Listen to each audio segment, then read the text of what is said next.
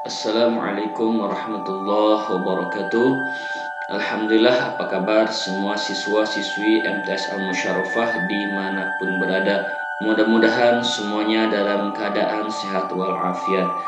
Ketemu kembali dengan para UF dalam pembelajaran sejarah kebudayaan Islam khususnya di kelas 7. Baik, sebelum kita mulai pada pembelajaran, alangkah baiknya terlebih dahulu kita awali pertemuan kita dengan pembacaan basmalah.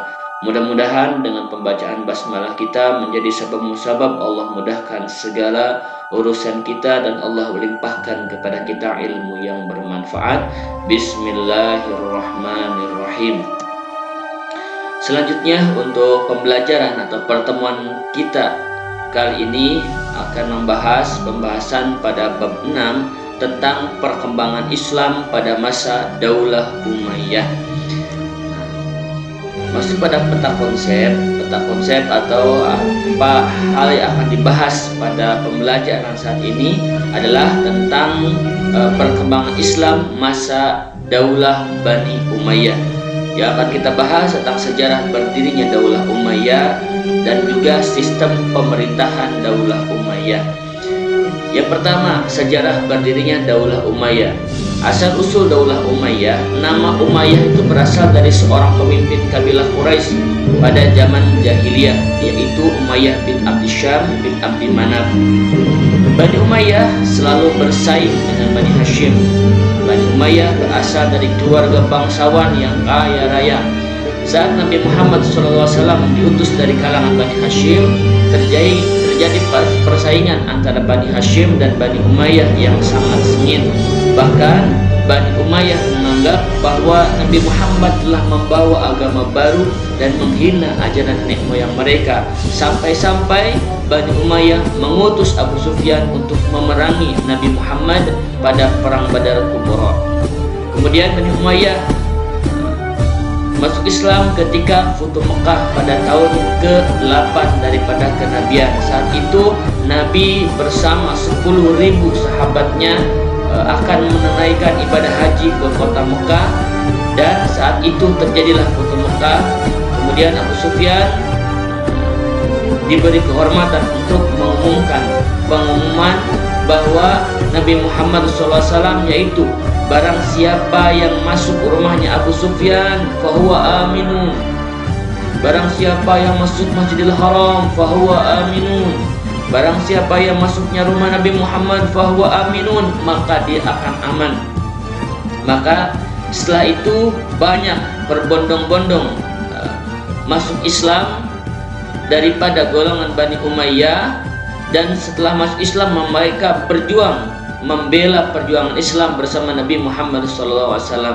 Dan Bani Umayyah tampil sebagai pejuang yang tangguh dalam menghadapi ancaman orang-orang kafir dan banyak berjasa terhadap kejayaan Islam. Bani Umayyah berperan penting dalam memberantas kaum murtad pada masa Khalifah Abu Bakar As-Siddiq.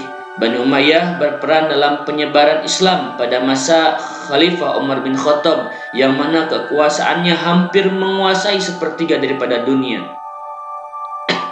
Kemudian Muawiyah bin Abi Sufyan diangkat sebagai gubernur di Syam selama 2 periode. Muawiyah bin Abi Sufyan dikenal orang yang alim, kreatif, dan juga cerdas. Nah, di sini awal berdirinya Bani Umayyah, titik awalnya dari sini, yakni peristiwa terbunuhnya Sayyidina Ali bin Abi Thalib. Ini sebagai menandai akhir masa Khulafaur Rasyidin. Bani Umayyah termasuk kalangan yang paling terluka atas terbunuhnya Ali bin Abi Thalib. Muawiyah bin Abi Sufyan adalah yang mengingkari kekhalifahan Ali bin Abi Thalib yang dinilainya tidak mampu menegakkan keadilan untuk menemukan dan menghukum pembunuh daripada Utsman bin Affan, karena Utsman bin Affan ini merupakan keluarga daripada Bani Umayyah. Kemudian Ali bin Abi Thalib memecat Muawiyah bin Abi Sufyan yang dinilai tidak mampu berlaku adil, amanah, dan banyak merugikan rakyat. Perselisihan antara Ali dan Muawiyah semakin bertambah tajam pasca pemecatan Muawiyah bin Abi Sufyan. Puncaknya terjadi pertempuran antara Ali bin Abi Thalib dan Muawiyah bin Abi Sufyan pada perang Siffin tahun 38 daripada hijrahnya Nabi Muhammad.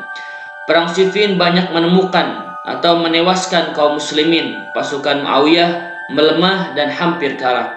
Amr bin As mengusulkan agar Muawiyah berdamai dengan pihak Ali bin Abi Thalib.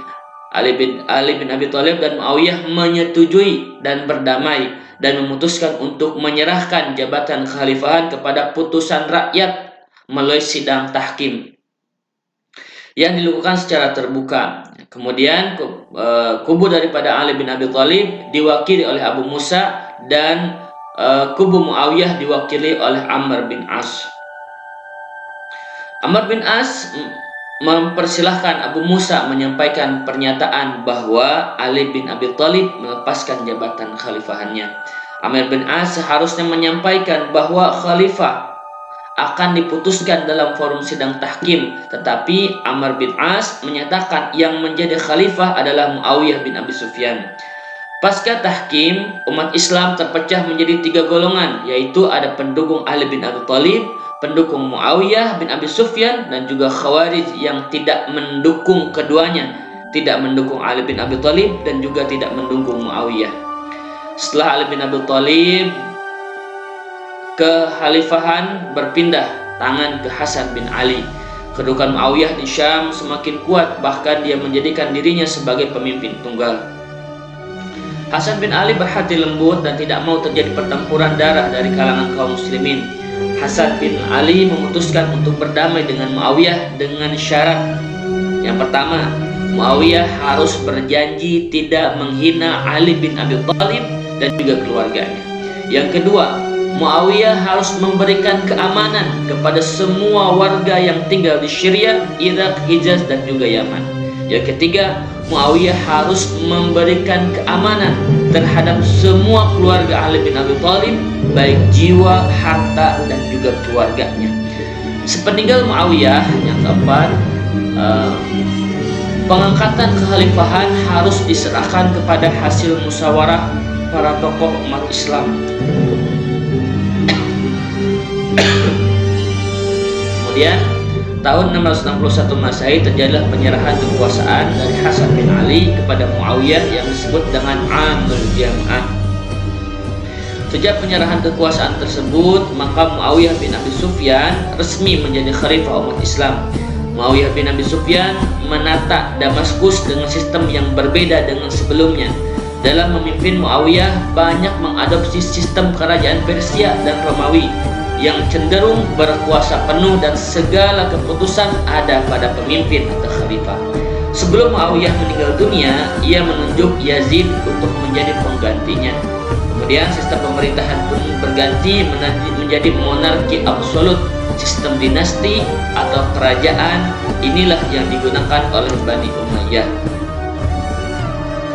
Nah, kemudian sistem pemerintahan daripada Daulah Umayyah adalah sistem monarki absolut atau kerajaan atau dinasti, telah mengubah bentuk pemerintahan syura atau musyawarah yang telah dijalankan oleh Rasulullah SAW dan para sahabatnya. Banyak yang menilai bahwa Muawiyah telah melanggar kesepakatan dengan Hasan bin Ali dengan menunjuk Yazid putranya sebagai khalifah selanjutnya, karena dalam persyaratan ketika Hasan bin Ali menyerahkan kekuasaannya, salah satu di antara syaratnya, kembalikan kekuasaan itu kepada umat Islam, jangan diwariskan kepada anak keturunan. Kemudian Bani Umayyah berkuasa selama 90 tahun, menjadikan Damaskus sebagai pusat pemerintahannya, dan Muawiyah khalifah pertama berkuasa tahun 41 sampai 60 Hijriah, dan yang paling terakhir berkuasa adalah Marwan bin Muhammad, berkuasa tahun 127 sampai 132 Hijriah. Nah, ini diantara khalifah-khalifah daripada dinasti Umayyah yang terdiri dari 14 khalifah, mulai dari Muawiyah bin Abi Sufyan hingga Marwan al-Himar bin al-Hakam atau Marwan bin Muhammad. Nah, kemudian baik, kesimpulannya dari pembahasan kita kali ini adalah Daulah Bani Umayyah berdiri pada tahun Hijriah atau 661 Masehi dan berkuasa selama 90 tahun. Muawiyah bin Abi Sufyan adalah khalifah pertama dari Bani Umayyah. Kemudian tokoh ilmu muslim pada masa Bani Umayyah ada Imam Abu Hanifah, Imam Malik, Hasan al-Basri, Rabi'ah al-Adawiyah, dan juga Abu Hurairah dan lain sebagainya. Dan dinasti Bani Umayyah dipimpin oleh 14 khalifah yang dimulai oleh Muawiyah bin Abi Sufyan. Nah, berarti setelah khulasah berakhirlah pembelajaran kita pada kesempatan ini. Demikian yang dapat Bapak sampaikan. Mudah-mudahan bisa bermanfaat. Terima kasih atas perhatiannya dan semoga kalian bisa mendapatkan ilmu dari apa yang Bapak sampaikan dan baca buku kalian untuk menambah wawasan kalian, menambah pengetahuan kalian dengan membaca buku paket. Nah, demikian, mohon maaf daripada segala salah dan khilaf. Wa biminkum. Assalamualaikum warahmatullahi wabarakatuh.